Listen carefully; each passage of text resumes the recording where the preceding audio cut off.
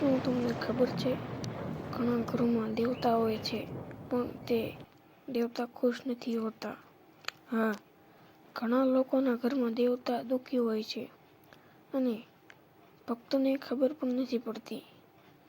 ક્યારેક તો એવી સ્થિતિ આવે છે કે દેવતા ભક્તને સંકેત આપે છે. સપનામાં કંઈ બતાવે છે.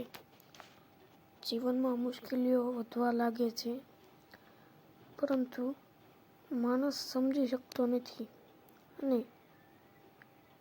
ધીમે ધીમે ઘરમાં અશાંતિ શરૂ થાય છે.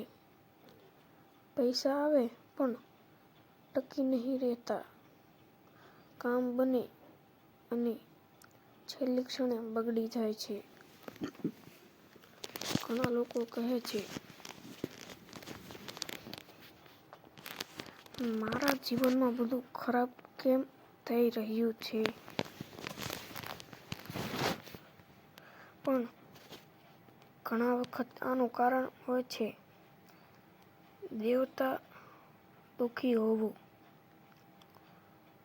હા ભાઈ, જ્યારે ભક્ત પોતાના દેવને ભૂલી જાય, ત્યારે માણસ ખોટા કામ કરવા લાગે.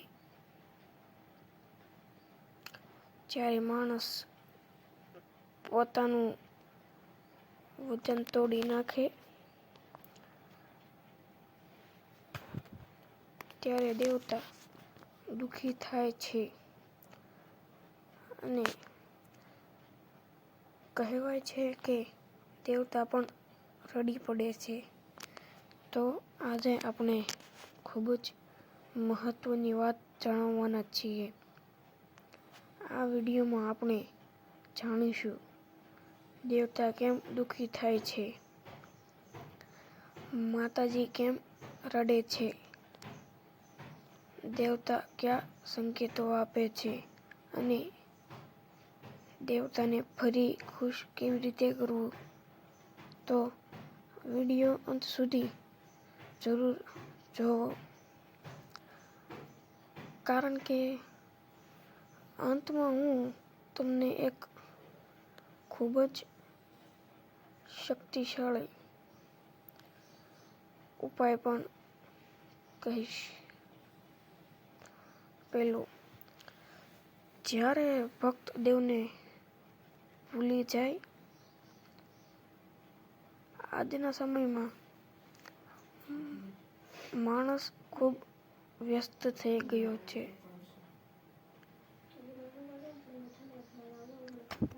સવારથી સાંજ સુધી કામ, પૈસા, ધંધો, મોબાઈલ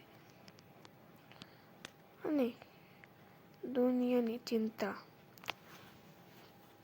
પરંતુ આ બધામાં માણસ દેવને ભૂલી જાય છે. ઘણા લોકો પહેલા રોજ પૂજા કરતા હતા, દીવો કરતા, માતાજી અથવા ભગવાનને ફૂલ ચડાવતા, પ્રાર્થના કરતા. પરંતુ ધીમે ધીમે પૂજા બંધ થઈ જાય છે અને માણસ વિચારે છે, મારે સમય નથી. આ વાત દેવતાને ખૂબ દુઃખ આપે છે, કારણ કે દેવતા ભક્ત પાસેથી પૈસા નથી માંગતા. તેમને માત્ર જોઈએ છે પ્રેમ અને ભક્તિ. બીજું, વચન તોડી નાખવું. ઘણા લોકો મુશ્કેલીમાં હોય ત્યારે દેવને વચન આપે છે, માતાજી, મારું કામ થઈ જાય તો હું તમને નિવેદ ચડાવીશ. મારું કામ થઈ જાય તો હું દર મંગળવારે દીવો કરું. પણ કામ થઈ જાય પછી ઘણા લોકો બધું ભૂલી જાય છે. આ સૌથી મોટું પાપ માનવામાં આવે છે. દેવતા ભક્તનું વચન સાંભળે છે અને જ્યારે ભક્ત પોતાનું વચન તોડી નાખે ત્યારે દેવતા દુઃખી થાય છે. ત્રીજું, ઘરમાં ઝઘડા. ઘણા ઘરોમાં રોજ ઝઘડા થાય છે. પતિ પત્ની ઝઘડે, ભાઈ ભાભી ઝઘડે, પરિવારમાં નફરત વધે. આવા ઘરમાં દેવતા રહેતા નથી. દેવતાઓને ગમે છે પ્રેમ, શાંતિ,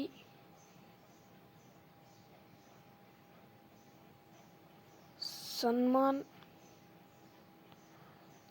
જ્યાં પ્રેમ હોય ત્યાં દેવતા વસે છે.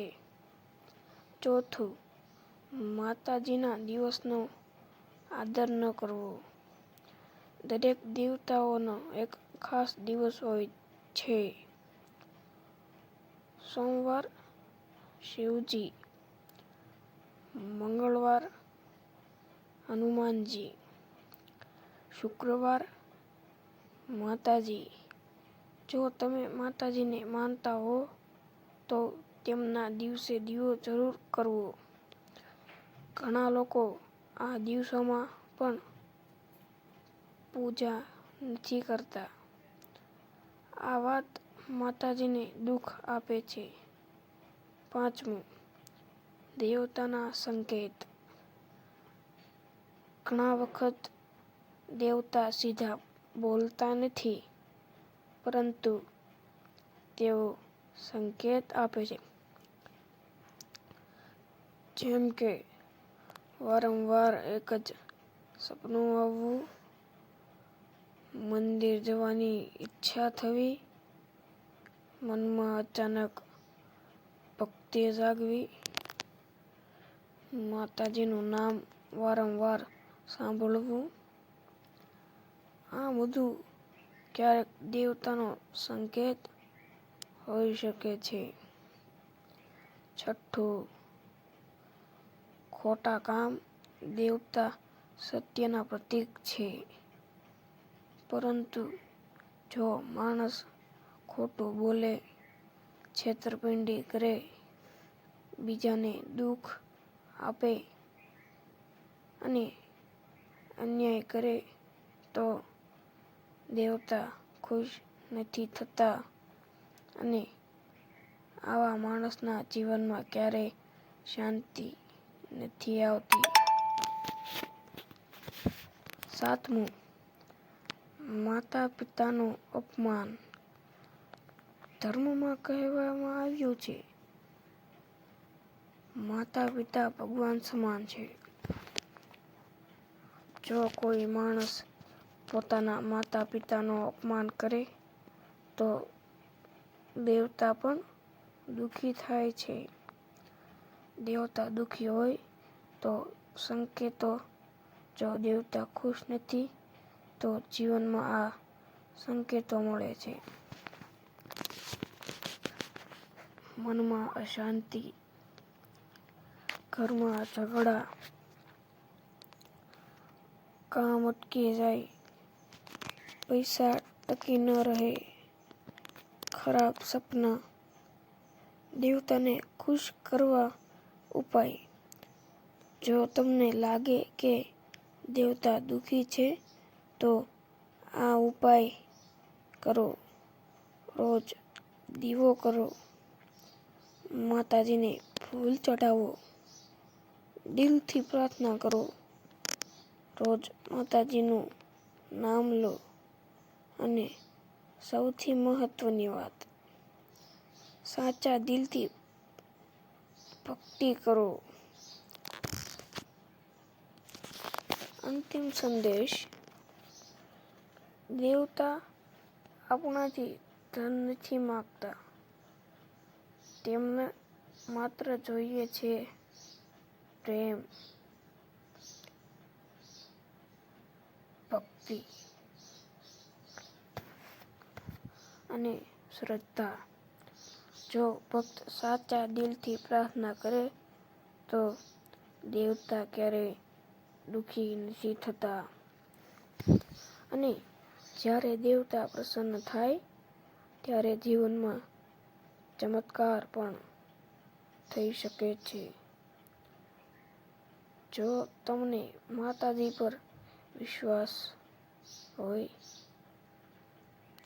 તો કોમેન્ટમાં જરૂર લખજો. જય માતાજી. અને આવી જ ધાર્મિક વિડીયો માટે ચેનલને સબસ્ક્રાઈબ કરવાનું ભૂલશો નહીં. જય માતાજી.